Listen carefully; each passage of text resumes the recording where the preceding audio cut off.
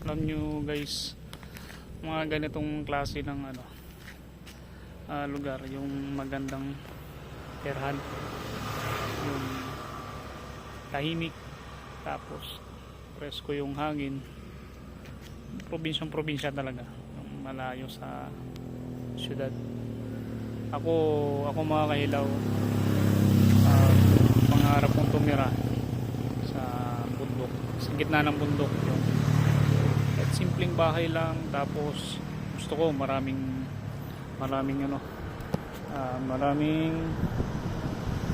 mga pananim, gulay, tapos mga alagang hayop. Yan ang buhay na gusto ko mga kailaw, yung nasa gitna ka ng mundo. Tapos syempre yung meron kang pagkakita para pag bumaba ka man ng bayan, makakabili ka ng kompleto na kailangan mo talaga sa bahay. Ganong buhay. So gusto ko kasi yung nagtatanim-tanim ako sa paligid. Gusto ko yung mga ganong,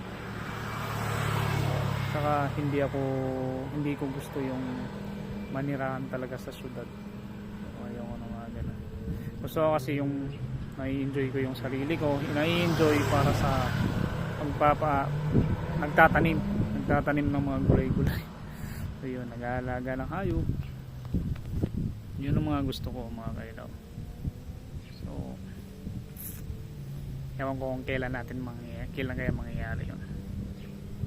So yun, napakaganda rito mga kailaw.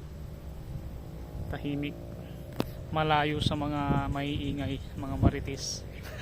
Diba? Yun lang ang gusto ko.